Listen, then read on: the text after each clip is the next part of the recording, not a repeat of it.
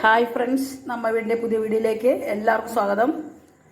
ഇന്ന് നമുക്ക് വാഴക്കപ്പം ഉണ്ടാക്കാം കേട്ടോ. പഴംപൊരി എന്നൊക്കെ പറയില്ലേ, ഓരോ സ്ഥലത്ത് ഓരോ വരാൻ തോന്നുന്നു. പഴംപൊരി, വാഴക്കപ്പം എന്നൊക്കെ എനിക്കറിയാം. അപ്പോൾ അത് നമുക്ക് ഉണ്ടാക്കാം.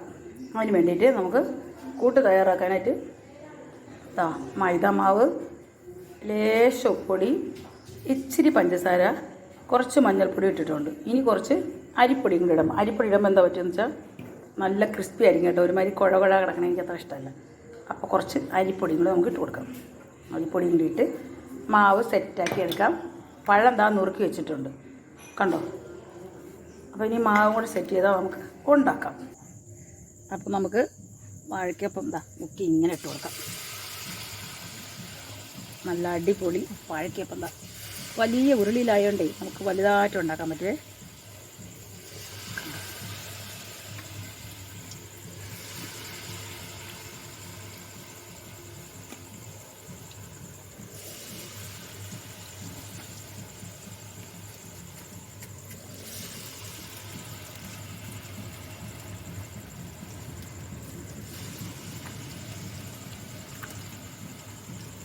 ഒത്തിരി ഇടാൻ പറ്റുമേ.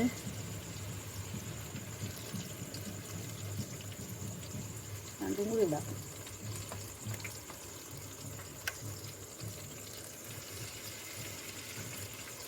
ഇനി നല്ലോണം മൂക്കട്ടെ, എന്നിട്ട് നമുക്ക് തിരിച്ചിടാം. അപ്പം വാഴക്കപ്പം നമ്മുടെ പഴംപൊരി സൂപ്പറായിട്ട് വന്നിട്ടുണ്ട്. നമുക്കിതിനെ ഇങ്ങനെ മറിച്ചിട്ട് കൊടുക്കാം.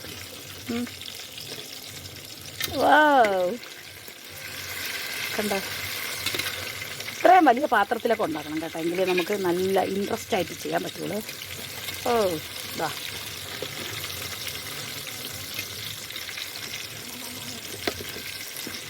നോക്കൂ, ഒരു സൈഡ് മൂത്തു. ഇനി അടുത്ത സൈഡും കൂടെ മൂക്കട്ടെ, എന്നിട്ട് നമുക്ക് എടുക്കാം. അപ്പം നമ്മളെ വാഴക്കപ്പം, ഏത്തയ്ക്ക അപ്പമൊക്കെ റെഡി ആയിട്ടുണ്ട്. നല്ലോണം മൂത്തിട്ടുണ്ട്. നല്ല ക്രിസ്പി ആയിരിക്കും. ഇച്ചിരി ലേശ അരിപ്പൊടിയും കൂടെ ചേർത്തോട്ട് കേട്ടോ. അപ്പോൾ കണ്ടോളൂ, നിങ്ങൾ കണ്ടോളൂ. ചൂടാ കിട്ടില്ല.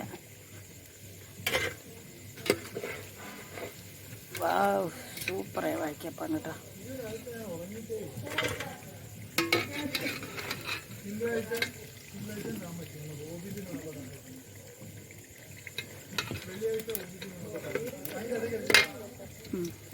അപ്പോൾ നമുക്കിത് മൊത്തം കോരി എടുക്കാം. ഇത് ഒരു പ്രശ്നമുണ്ട് കേട്ടോ, അടുപ്പിലുണ്ടാക്കുമ്പോഴേ ഭയങ്കര ചൂടാ.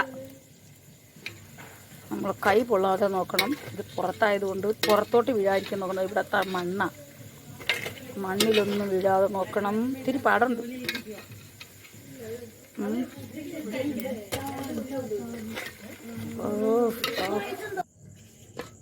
നമ്മുടെ വാഴയ്ക്ക അപ്പം കണ്ടോ, സൂപ്പറായിട്ട് കിട്ടിയിട്ടുണ്ട്. നല്ല ക്രിസ്പി ആയിട്ട് നമുക്ക് കഴിക്കാൻ പറ്റും.